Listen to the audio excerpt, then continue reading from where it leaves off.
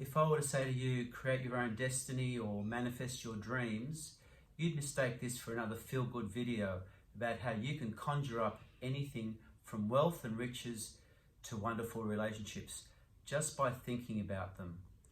Although some of that is true, you'd be wrong about where I'm coming from, because I'm going to show you how it works with science to back it up.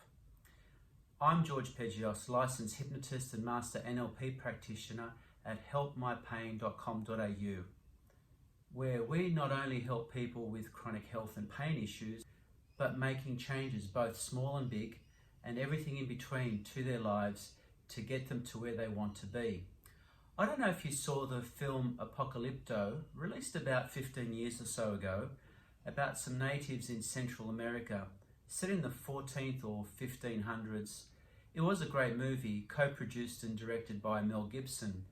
In one of the final scenes, it shows some natives coming down onto a beach and witnessing the arrival of a Spanish fleet of tall ships. Here is a clip now.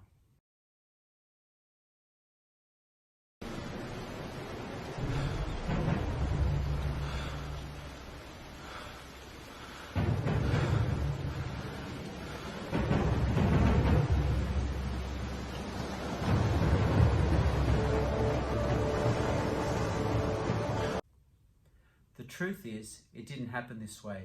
Yes, the natives were there, the ships were there, but the natives never saw the ships.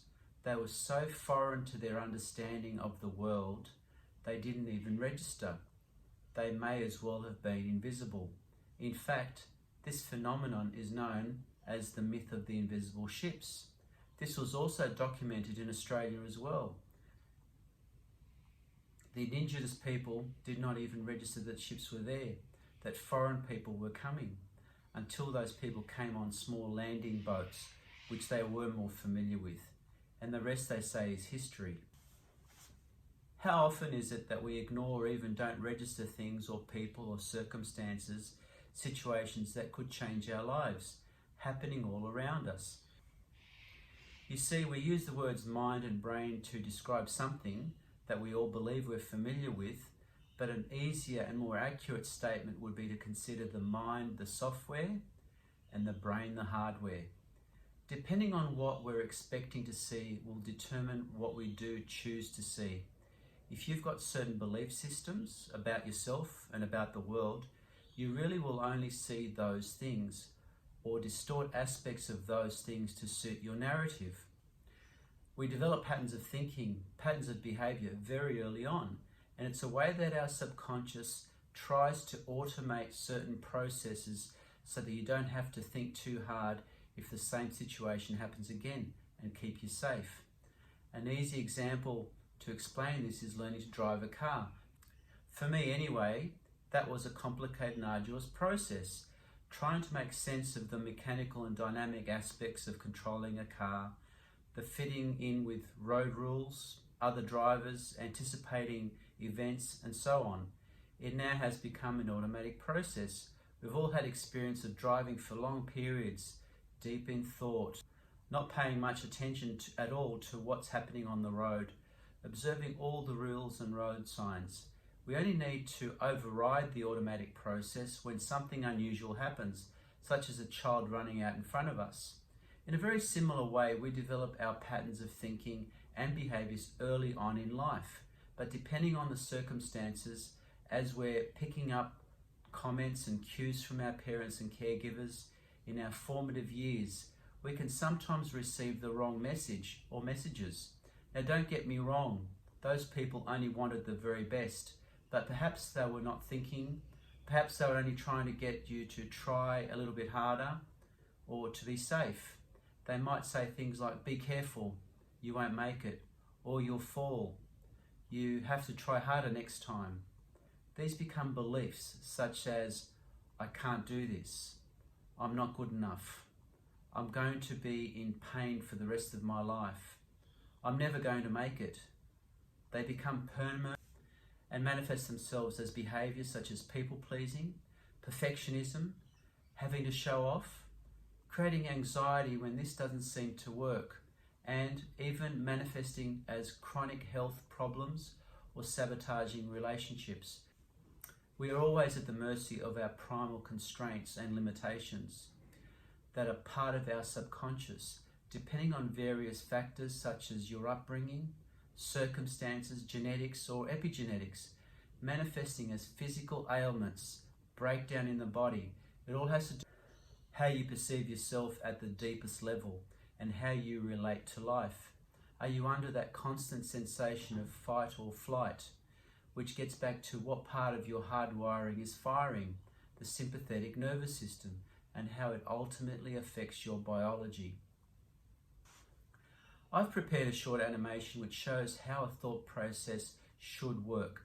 This example shows a stimulus, such as an event or an observation, and how it should be dealt with. The signal enters into the brain, and through a series of relay stations, information is processed and a decision is made on what is the best course of action. End of story. We are then free to move on and deal with what else life has to offer. These signals can now be seen and have been confirmed with the latest medical technology, functional MRI scanners and EEG machines. What happens for a lot of us though is that although we can choose which thoughts and feelings we should be paying attention to, as many as 70% of us try to reprocess the same thoughts and feelings every day. As many as 60,000 thoughts and feelings, and the same 60,000 thoughts and feelings we had the day before and the day before that.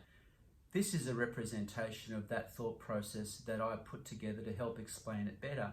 As you can see, the signal gets bounced around from one relay station to the next, like being caught in a loop, leading us to live each day exactly the same as the last one, but expecting something to change, which it can't. Same things keep happening, whether at a physical level, bodily, or at a spiritual level, relationships, mental state. People are oblivious to the deep codes that keep running, the thoughts and feelings and behaviors that keep you unfulfilled. You can watch YouTube videos of Anthony Robbins or whoever else is out there all day long, because although entertaining and indeed full of wisdom, if what you're trying to do is with your subconscious is not in tune, not congruent with your subconscious, which runs the show 95% of the time, it seldom works. It doesn't really matter how positive you try and convince yourself you are. It doesn't matter what affirmations you keep saying to yourself every day. If what's under the hood doesn't match, it's going to be a tall order. Your subconscious just doesn't buy into the whole thing. I tell my clients that it's like trying to drive around with one foot on the brake and the other on the accelerator. The engine is very powerful, so is willpower, but you cannot sustain willpower 100% of the time. After a while, you'll tire. That right foot on the gas pedal will eventually fatigue and give up. The same thing happens with all of us from time to time. A good example of this is the show The Biggest Loser. I mean, how can't they succeed? They've got the very best trainers in the country, the best gym equipment, exotic locations, the best dietitians and nutritionists, and a lot of them do lose weight and trim down. But after the studio lights have been switched off, the cleaners have locked the door, the presenters have moved on to their next project. What the follow-up studies show that the producers of the program never want you to know is that in 2 years or 5 years down the track, most contestants have put on most of the weight that they had lost, and some have put on even more. And that's because the underlying patterns, the belief systems these people were running about themselves hadn't changed. This same pattern occurs with drinking, substance abuse, as well as issues related to success in business and relationships. I see the same patterns over and over again, just different names attached. Fortunately, modern science has shown what hypnosis has known and been doing for years, for thousands of years, through the field of neuroplasticity, that the brain changes depending on how we use it. Changing how you think can change the structure of the brain, as well as the type of chemicals or neurotransmitters that are being used. The brain has an incredible ability to rewire itself, to grow, learn and heal.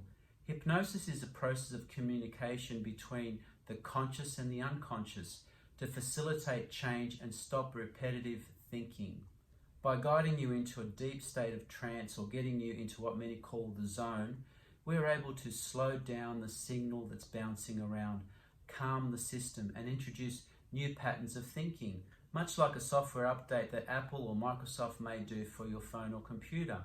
The added benefit is that by being in this state of hypnosis, your subconscious can access the infinite wisdom deep within you, put things in perspective, and start the process of dealing with the world, full of all potentials with an extra clarity and on your terms. I've been privileged so many times to have seen how profound these changes can be, a true testament to the human spirit, the improvement in health and relationships, work, business and studies, a whole new outlook on what the world has to offer. So if you would like to learn more about changing your life, or perhaps someone you know would benefit from this, don't hesitate to contact me through my website helpmypain.com.au or through Facebook, Help My Pain. Thank you for watching, and as I say, hypnosis isn't magic, but there sure is something magical about it. If you do enjoy my videos, then please like, subscribe and share. Thank you.